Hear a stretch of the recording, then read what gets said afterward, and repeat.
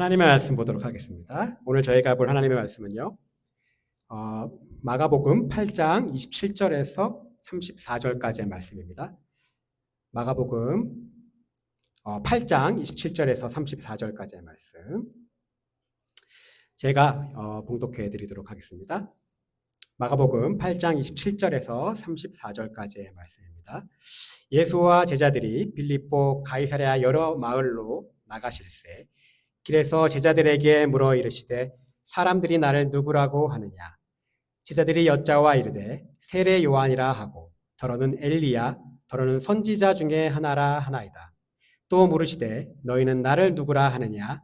베드로가 대답하여 이르되 주는 그리스도시니이다 하매 이에 자기의 일을 아무에게도 말하지 말라 경고하시고 인자가 많은 고난을 받고 장로들과 대제사장들과 서기관들에게 버림받아 죽음을 당하고 사흘 만에 살아날 것을 비로소 그들에게 가르치시되 드러내놓고 이 말씀을 하시니 베드로가 예수를 붙들고 항변하매 예수께서 돌이키사 제자들을 보시며 베드로를 꾸짖어 이르시되 사탄아 내 뒤로 물러가라. 내가 하나님의 일을 생각하지 아니하고 도리어 사람의 일을 생각하는도다 하시고 무리와 제자들을 불러 이르시되 누구든지 나를 따라오려거든 자기를 부인하고 자기 십자가를 지고 나를 따를 것이니라. 아멘. 한국의 한 온라인 게시판에 이 나는 누구인가를 확인할 수 있는 방법이란 글이 있었습니다. 그 글에는요 이렇게 적혀 있었습니다. 첫 번째로 준비할 것은 바로 버스 카드, 성인용이 아닌 학생용을 준비한다. 그리고 버스에 올라타자마자 사람들에게 이렇게 외친다. 나는 누구인가? 그리고는 학생용 버스 카드를 기계에 찍는다. 그러면 그 질문에 대해 기계가 답할 것이다. 학생입니다. 옛날에 이랬었죠. 지금 어떤지 모르겠어요. 제가 한국 안 간지 좀 오래돼서. 찍으면 학생입니다. 이렇게 대답을 하죠. 그리고 이 글에 이어서 다음 게시글에는 이런 글이 있었습니다. 이 글을 보고 이제 그거를 실천한 사람이었던 것 같아요. 그 사람은 이렇게 글을 적었습니다. 난 이 글을 보고 한번 해볼까 하는 기도 안 차는 생각을 하게 되었고 며칠이 지나지 않아 난 친한 동생의 학생용 버스카드를 잠시 빌리는 주책을 발휘했다.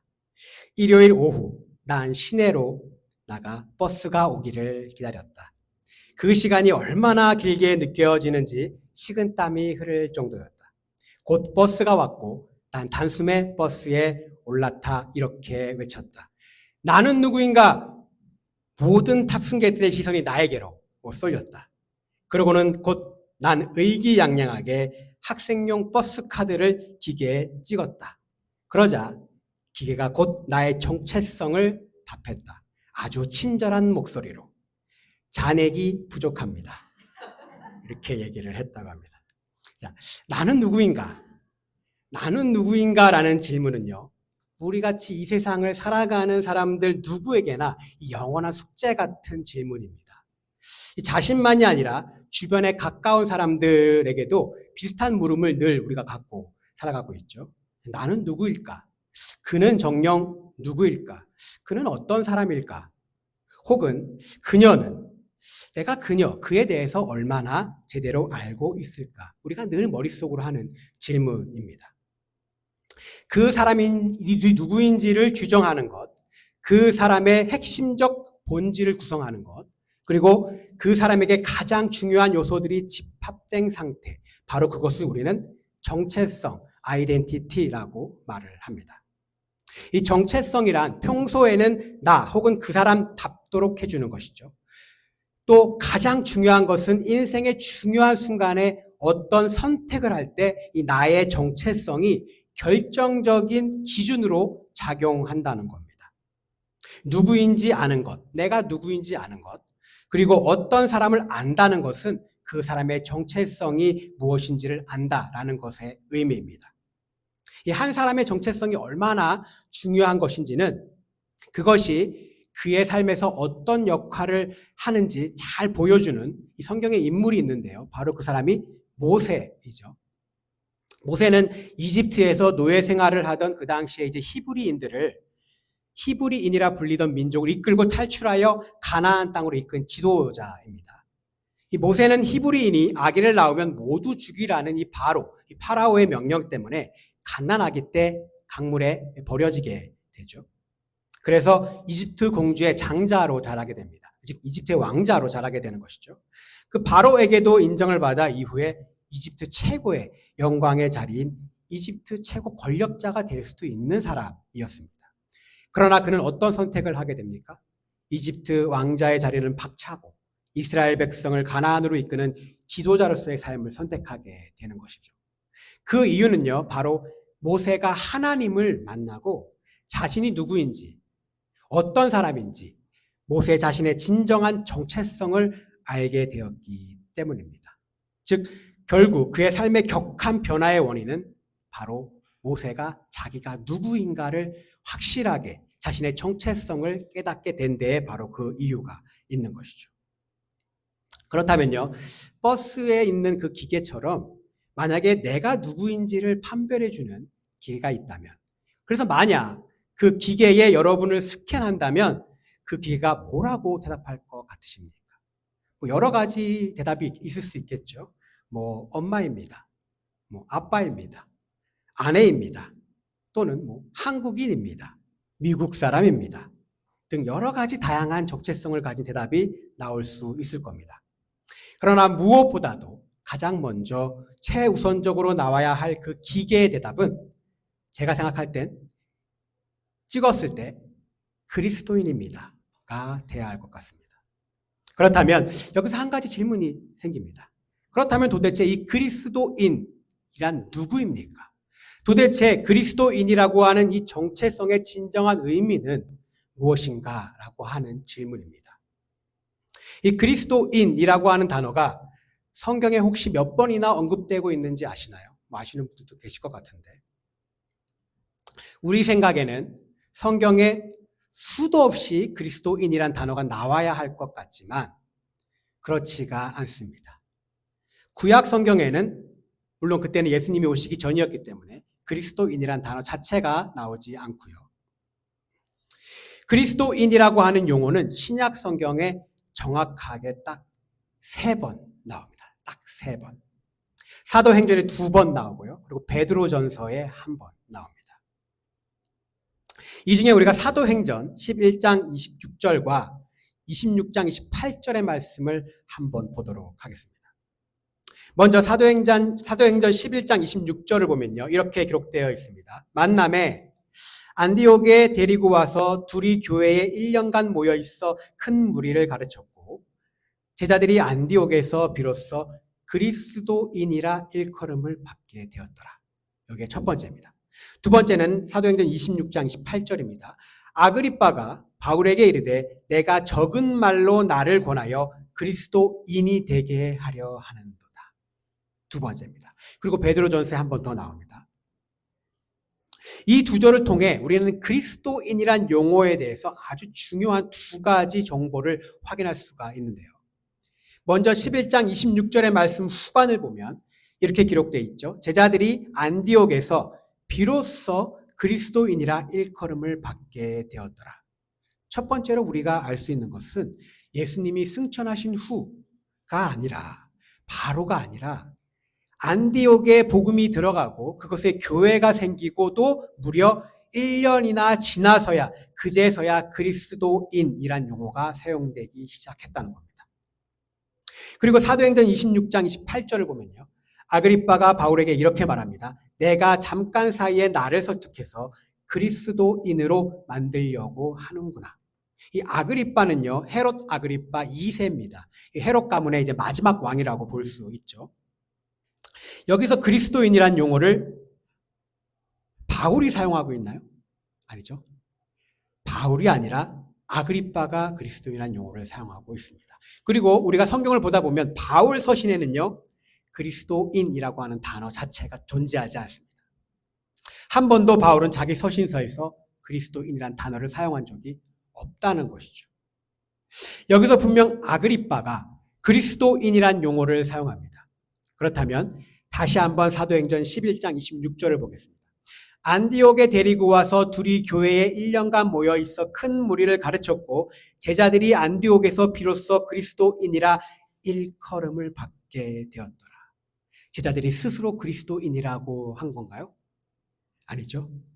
비로소 그리스도인이라 일컬음을 받게 되었더라. 다시 말하면요, 제자들이 그제서야 세상 사람들에게 그리스도인이라고 불리게 되었다라는 겁니다.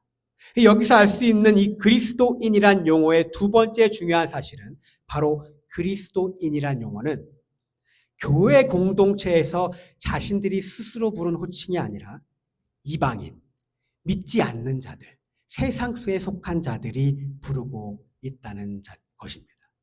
즉, 교회 공동체에 있던 그들은 자신들을 뭐라고 불렀습니까? 예수님의 제자들이라 불렀습니다. 믿지 않던 자들이 사용한 이 그리스도인이란 용어는요, 헬라어로 보면 크리스티아누스라고 하는 단어입니다. 크리스티아누스. 즉, 이 단어는 복수형인데요. 이 그리스도인 단수로 얘기를 하면 크리스티아노스가 됩니다. 이 단어는 크리스트, 즉 그리스도, 이건 누구나 다 알죠. 란 단어에 이아노스라고 하는 전미어가 붙은 형태입니다. 그리고 여기서 이아노스라는 전미어는 누구누구에게 속한 자, 누구누구를 따르는 자라는 의미를 가지고 있습니다.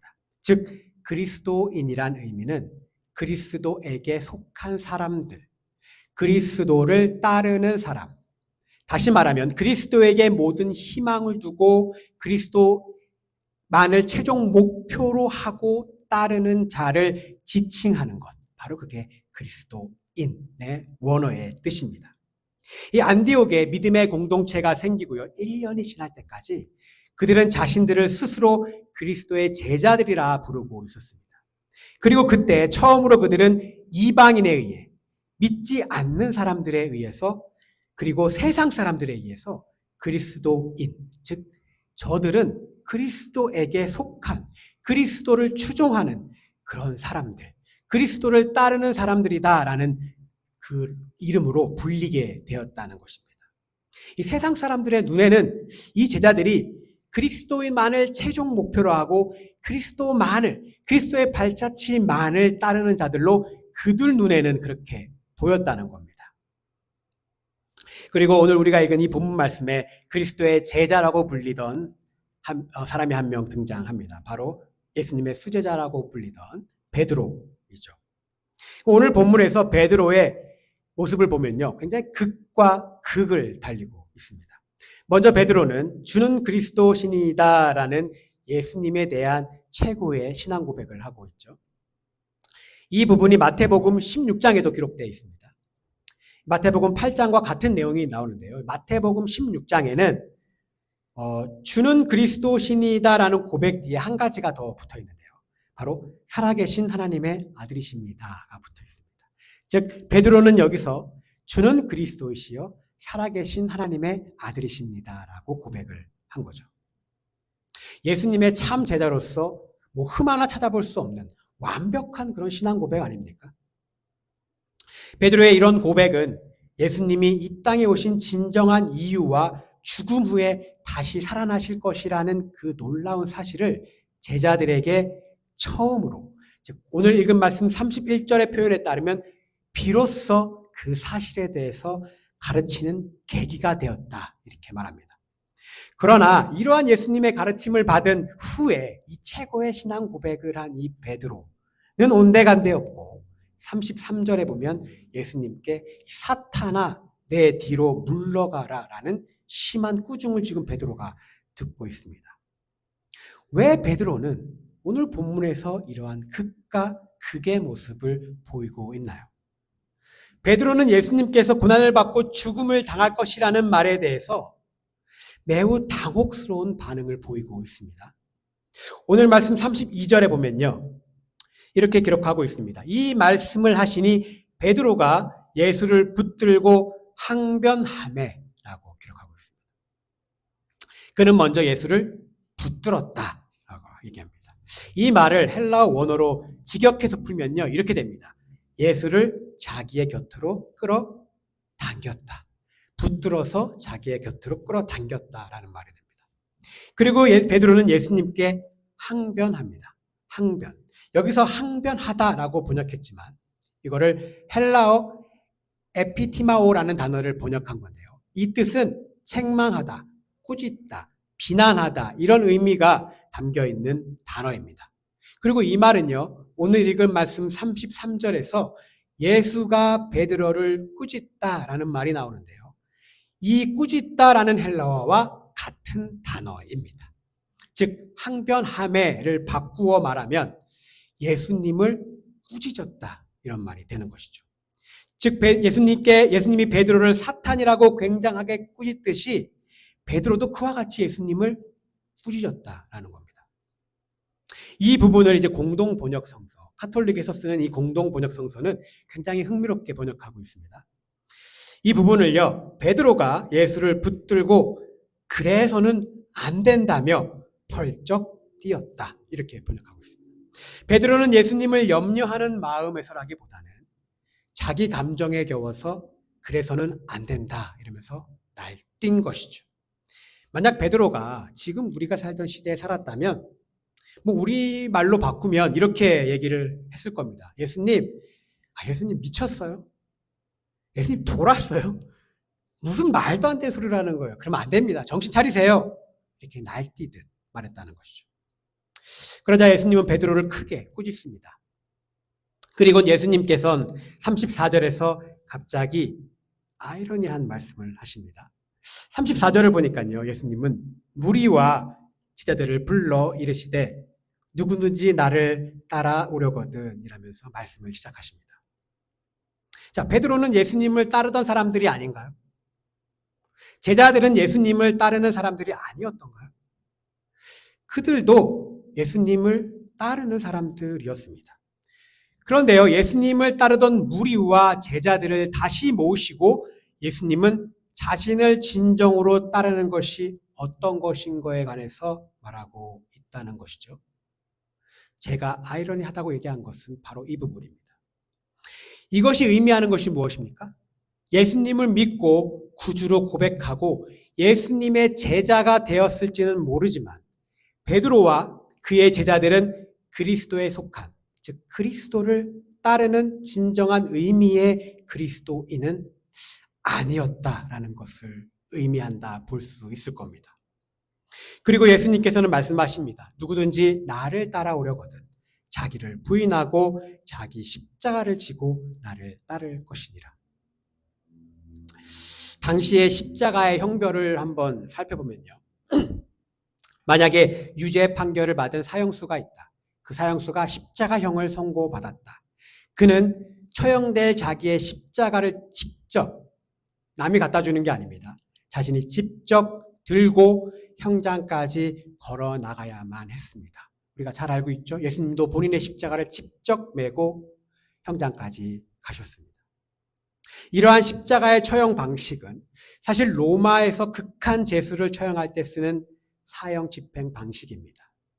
그리고요, 예수님이 살던 그 당시의 유대인들에게는 이 십자가 처형 방식은 아주 널리 알려져 있던 이 처형 방식이었다는 것이죠. 예수님의 말씀, 즉 십자가를 지고 가라라는 것은 특별히 십자가의 처형을 직접 자신의 눈으로 목격했을 뿐만 아니라 직접 자신도 십자가에 죽을지도 모르는 위험에 노출되어 있었던 그 로마 시대에 살던 이 그리스도인들, 그리고 로마 시대에 살던 그 사람들에게는 굉장히 충격적인 얘기였을 것이 분명합니다. 자기 십자가를 지라는 말은 무슨 말입니까? 죽으러 나아가라는 말이었습니다. 죽음을 각오하라는 말과 같은 것이었습니다. 그 당시에 십자가를 지라는 것은 자신의 목숨을 내놓고 자기를 희생할 각오를 하라, 이런 의미였습니다. 그냥 지금 십자가를 메고 사형장으로 출발하라라는 말과 같은 것이죠. 또 자기를 부인한다는 말은 정확히 해석하면 자기 자신을 거부한다, 이렇게 해석할 수 있습니다. 이것은 단순히 육의 소망을 억제하는, 그냥 내가 가지고 있는 그런 욕심 정도를 억제하는 차원의 정도가 아니라요. 자신이 본래 가지고 있던 성품이나 또 제된 생각과 습관, 그리고 완전한 완벽한 철저한 단절, 그런 것에서부터의 단절을 의미하는 것입니다. 자기 집착이나 안일함 또는 이기심과 자기 자랑을 내가 원하는 그 모든 것, 내가 하고 싶은 그 모든 것, 그런 것들을 다 포기해야 한다는 의미인 것입니다. 오늘 마가복음 본문에서 예수님께서는 명확하고 분명하게 말씀하고 계십니다. 누구든지 나를 따라오려거든, 다시 말하면 예수님을 따르기로 네가 결정을 했다면, 예수님을 믿겠다 네가 마음을 먹었다면 자기를 부인하고 자기 십자가를 져야 한다라고 명확하게 말씀하고 계십니다. 십자가형에 처한 그 죄인이 자기가 십자가를 메고 사형장으로 가고 있는 모습을 한번 상상해 보십시오. 내가 지금 십자가를 메고 사형장으로 가고 있다라고 한번 상상해 보십시오. 그는 십자가의 길을 가는 도중에 그가 세상에서 가졌던 모든 소망과 야망, 꿈, 내가 원하는 모든 것들을 포기할 수밖에 없습니다. 모든 것을 다 내려놓아야 한다는 것이죠. 아무 의미가 없다는 것이죠. 예수님을 믿는다는 것은 바로 이런 것임을 지금 예수님을 따르는 무리들과 제자들에게 말씀하고 계시는 것입니다. 그러나 오늘 말씀의 베드로는 어떻습니까? 이 멋들어진 신앙 고백, 주는 그리스도시요 살아계신 하나님의 아들이십니다. 이렇게 멋들어진 신앙 고백을 했지만 예수님을 통해 얻고자 하는 것, 즉 자신의 소망과 야망을 다 지키며 예수님을 따르려고 하는 그 모습을 우리가 볼 수 있는 것이죠. 그런데요, 예수님이 고통받아서 죽는다니요, 예수님이 평생 자신의 부귀영화를 누리며 자신의 원함을 채워주셔야 되는데 예수님이 고통받다 죽는다니요, 절대 받아들일 수가 없는 사실이죠. 그러니 안 된다고 펄쩍 뛰며 자신의 스승인, 자신의 구주인 예수님을 꾸짖는 그런 행동을 하는 것입니다. 우리는 우리가 가지고 있는 것을 모두 다 지키며 그리스도를 따르려고 할 때가 대부분입니다. 내 자신이 손해보는 믿음 생활 안 하려고 합니다. 예수님을 그리스도로 믿어 구원은 받고 싶은데 그 믿음에 따르는 책임은 지기 싫다는 겁니다. 예수님을 믿긴 믿어야겠는데 우리의 구원자인 건 내가 믿어지는데 그리스도의 몸인 교회에 구속되는 것은 또 싫은 겁니다. 예수님을 잘 믿으며 겪게 될지도 모르는 각종 부담과 짐, 혹시 내가 예수님을 따르며 겪게 될 수도 있을 내 인생의 방해물들, 그리고 어려움들 겪고 싶지 않기 때문이죠. 예수 그리스도를 믿고 구주로 고백은 했지만 실제로 예수님이 걸어가셨던 예수님의 발자취, 그의 발자취를 따르려고는 하지 않는다는 겁니다. 베드로가 강구한 한 가지는 예수님의 제자가 되고 예수님의 따르는 길은 결코 자신이 생각하는 세상적인 넓고 편안한 길이 아니라는 것이죠. 그의 발자취는 결코 넓고 편안한 길이 아니라는 겁니다. 예수님을 믿고 자기가 원하는 것을 얻고 자기의 어려움에서 구해내주고 나의 어려움을 해결해주는 그런 길이 아니라 고통과 고난과 때때로는 죽음까지도 각오해야 되는 길이라는 점을 오늘 말씀을 우리에게 보여주고 있는 것입니다. 내가 진정으로 제자가 되고 네가 진정으로 나를 따르길 원한다면 희생을 각오하라라는 것입니다. 예수님의 따르는 길은 필수적으로 자기의 희생과 손해가 뒤따르는 길이라는 것입니다. 우리가 잃어버렸을지 모르지만요, 이 초대교회 시대에 예수님을 따른다는 것은 원래 이런 것이었습니다. 예수님의 발자취를 따라간다는 것은요, 죽을 각오를 해야 되는 일이었습니다. 초대교회에서는요, 목숨을 내놓고 믿어야 했었습니다. 예수님을 믿는다는 것, 마음으로 믿고 고백하는 것, 내 스스로 고백하는 사실은 누구나 할 수 있었을지 모르겠지만 예수님의 발자취를 따라가는 것은 누구나 할 수 있는 일이 아니었다는 것입니다. 결코 쉬운 길이 아니었다는 것이죠. 그리고 누구나 아무나 할 수 있는 일이 아니기에 그리스도의 발자취를 따르는 사람들, 이 그리스도인, 그런 의미를 가진 이 그리스도인이라는 이름에 가치가 분명히 있는 것입니다. 지금으로부터 한 100년 전, 훨씬 전에 1890년도에 이 찰스 쉘던이라고 하는 목사님이 그 당시 미국 교회를 배경으로 쓴 소설이 하나 있습니다. 지금까지 한 5천 명 이상의 사람들이 읽은 아주 유명한 기독교의 고전입니다. 이 책의 제목이 뭐냐면요. 이 책의 제목은 바로 이렇습니다. 예수님이라면 어떻게 하실까입니다. 예수님이라면 어떻게 하실까? 이 소설은 부자 도시에 있는 이 가상의 레이몬드 교회라고 하는, 레이몬드 제1교회라고 하는 교회에서 가상의 인물인 담임 목사 헨리 맥스웰 목사와 그리고 그 교회 교인들에게 일어났던 이야기를 담고 있는 소설입니다.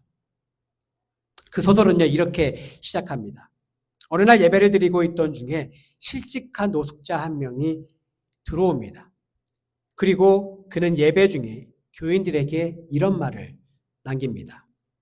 제가 혼돈스러운 것은 예수님을 따른다는 게 과연 어떤 의미인가 하는 것입니다. 예수님은 고난받고 자기를 부인하고 길 잃은 인류를 구원하려 애쓰셨다고 하는데 여러분도 그렇다는 의미입니까? 이런 상황에서 예수님이라면 어떻게 하실까요? 그분의 발자취를 따른다는 게 그런 의미입니까? 도시의 교인들은 좋은 옷을 입고 좋은 집에 살며 사치에 돈을 쓰고 여름 휴가를 떠나는데 교회 밖에 있는 수천 명의 사람들은 빈민가의 임대주택에서 죽어가고 일자리를 구하러 거리를 전전합니다. 그들의 집에는 피아노나 그림 같은 건 찾아볼 수도 없고 아이들은 불행과 술 취함과 죄 가운데 자라납니다. 이 말을 남기고요. 그 노숙자가 거기서 쓰러져 죽게 됩니다. 이 사건으로 이 맥스웰 목사는 예수님을 따른다는 것이 무슨 의미인지를 묵상하며 예수님이라면 어떻게 하실까? 예수님이라면 어떻게 할까의 운동, 이 운동을 시작합니다. 교회 성도인 성악가, 소설가, 신문 발행인, 대학교 총장, 그리고 자선사업가 등의 신앙인들이 이 운동에 참여하면서 일어나는 각 개인들의 사건들, 그 사건들이 펼쳐지게 됩니다. 그런데요, 그들이 예수님이라면 어떻게 하실까라는 질문을 자신들의 삶에 적용하며 예수님의 발자취를 따라가 보기로 결심하고 그것을 실행에 옮기자 어떤 일이 벌어졌냐면요. 그들 모두는 계속해서 손해를 보게 되고 어려움에 처하게 되고 희생을 해야 되고 하지 않는 갈등을 겪게 됩니다. 저는 이 소설을 읽으면서 한편으로 마음이 굉장히 좀 불편했습니다. 왜 그랬을까요? 예수님의 발자취를 따르는 삶이 이렇다면 그렇게 살고 싶지 않았거든요. 그런 삶은 예수님을 믿고 내가 그려본 삶이 아니거든요. 그리스도인이 되고 나서 내가 꿈꾸는 삶이 아니었기 때문이거든요. 예수님을 믿는 삶이 편안했으면 좋겠다. 형통했으면 좋겠다. 모든 일이 잘 됐으면 좋겠다. 내 길이 잘 열렸으면 좋겠다. 늘 생각했습니다. 오늘 말씀의 베드로처럼 예수님을 구주로 고백하고 최고의 멋들어진 신앙 고백을 하고 예수님을 따라다니면 예수님을 통해서 내가 원하는 부와 명예와 성공하는 삶을 얻기를 원했습니다. 그런데요, 성경을 아무리 읽고 읽어도 예수님의 모습을 아무리 연구하고 연구해도 예수님의 삶의 그 발자취를 묵상하고 묵상해도 예수님의 삶은 그런 삶이 아니었습니다. 예수님이 이 땅에서 살아간 발자취를 따라가 보면 예수님은 부를 추구하지 않으셨죠. 예수님은 배불리 먹고 마시는데 인생을 바치지 않으셨습니다. 예수님은 좋은 집에 사시지도 않았습니다. 예수님은 좋은 차를 타지도 않으셨습니다. 예수님은 억울해도 참고 손해보셨으며 강한 자에게 아부하지도 않으셨고 약한 자를 긍휼히 여기셨습니다. 예수님은 초라한 말 구유에서 태어나셨고요. 그리고 결국 결말은 십자가에서 희생하셨습니다. 자기 자신을 위한 것도 아니었습니다. 다른 사람을 위해서 희생하셨죠. 예수님은 하나님이신 자기 자신을 부인하고 거부하고 자기의 진짜 십자가를 지고 가신 분이셨습니다. 예수님이 이 땅에서 인간으로 살면서 보여준 모습은 그런 것뿐이었습니다. 성경을 아무리 연구하고 예수님의 모습을 아무리 묵상해도 제 눈에 보인 예수님의 모습은 바로 이런 것이었습니다. 예수님의 삶은 원래도 그런 것이었습니다. 우리의 정체성은 예수님을 따르는, 즉 그리스도의 발자취를 따르는 그리스도인입니다. 세상 사람들은 우리들을 그리스도인이라 부릅니다. 그리고요, 저는 죽는 날까지도 그리스도인이고 싶습니다. 그리스도인이 정체성인 우리는 인생의 순간순간 예수님이라면 과연 어떻게 하실까? 바로 이 질문을 우리의 삶의 결정적 기준으로 삼아야 하는 자들임을 그리스도인이라는 이름에서 오는 그 사실을 우리는 부정할 수 없다는 것이죠. 그런데 어떻게 우리가 정의롭지 않은 일을 행하고 부도덕한 행위를 행하며 나의 유익을 위해서 다른 사람에게 손해를 끼치며 피해를 입히겠습니까? 어떻게 약자를 우리가 억압할 수 있겠습니까? 어떻게 내 옆에 있는 사람들의 어려움을 외면하고 나의 이득과 유익만을 추구하며 내가 살아갈 수 있겠습니까? 혹시 알고 계십니까? 초기에 그리스도인이란 용어는 바로 그리스도를 따르는 사람의 삶에 대한 존경과 경애의 표현이 아니었다는 겁니다. 세상 사람들이 그리스도인이라고 얘기한 것은 바로 이 그리스도인들을 조롱하고 비난하고 비웃고자 한 표현이었다는 겁니다. 저런 바보 같고 어리석은 그리스도의 발자취를 따르는 집단들이란 의미였습니다. 세상 사람들 눈에는 그리스도의 발자취를 따르는 삶은 멍청하고 바보 같고 한심해 보였다는 것이죠. 그러나 2000년이 지난 지금 2025년도를 살아가고 있는 우리도 우리 스스로를 그리스도인이라 칭합니다. 그리고 세상 사람들은 우리를 그리스도인이라고 부르죠. 그 이유는요, 처음으로 그리스도인이라 불렸던 그 안디옥 교회 사람들, 그리고 그 이후에 초대교회의 모든 그리스도인들은 그리스도의 발자취를 따르는 삶을 세상에서 바보 같다, 한심하다, 어리석다라고 놀리든지 말든지 그들은 그들의 삶을 자랑스럽게 여겼다는 겁니다. 내 삶을 그리스도의 발자취를 따르는 그 그리스도인의 삶을 자랑스럽게 여겨서 그들 스스로도 자신들을 그리스도인이라 칭하며 지금까지 살았기 때문입니다. 그들은 불의한 일을 하고 얻은 이득과 명예보다 포기하고 받은 손해, 예수님처럼 생각하고 예수님처럼 행동하고 예수님처럼 말하는 그것을 더 기쁘게 여겼다는 것입니다. 제가 여기서 새로운 교회를 시작하면서 두 번째로 예수님의 삶을 지향하는 교회라는 슬로건을 생각했습니다. 첫 번째는 예배가 삶이 되고 삶이 예배가 되는, 두 번째는 예수님의 삶을 지향하는 교회. 그리스도인이 모인 교회가 교회로서 어떤 일을 하든지 항상 무슨 일을 할 때든 예수님이라면 어떻게 하실까? 그런 걸 고민하는 교회가 되었으면 좋겠다라고 하는 마음이 있었습니다. 우리가 정말 예수님처럼 살 수는 없을지 모르지만 그래도 우리가 최소한 그리스도인으로서 이 상황에서 우리 교회가 이걸 하려고 하는데 과연 예수님이라면 어떻게 하실까를 고민할 수 있는 교회가 되었으면 좋겠다라고 하는 마음이 있었던 것이죠. 교회가 예수님을 사용해서 부귀영화를 누리고 예수님을 사용해서 교회의 욕심을 채우고 예수님을 사용해서 세상적으로 볼 때 야망을 실현하는 것이 아니라 예수님의 삶을 지향하는, 그리고 그의 발자취를 따라가는 그런 교회가 되었으면 정말 좋겠다는 소망이 있었습니다. 사랑하는 오늘 예3교회 예배에 함께 하신 우리 모든 성도님들, 우리가 진정 그리스도인이라면 죽는 그날까지 그리스도인이고 싶다면 예수님께서 하셨던 일들이 우리 마음속 깊이 와 닿았으면 좋겠습니다. 예수님이 행하셨던 행적이, 그의 발자취가 우리의 삶의 지침이 되었으면 좋겠습니다. 사도 바울은 골로새서 1장 28절에서 29절에 이렇게 고백합니다.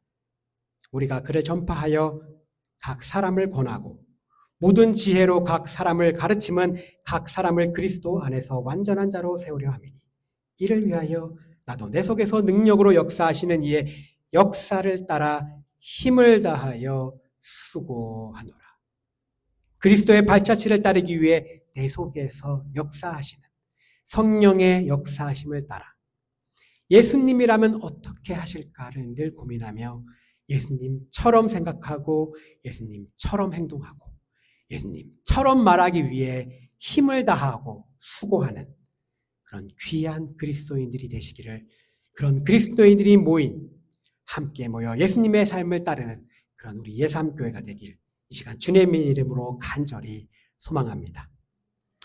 우리 이 시간 결단하면서 잠시 기도하기를 원하는데요. 하나님, 우리가 그리스도의 발자취를 따르는 진정한 그리스도인으로 살게 하여 주시옵소서.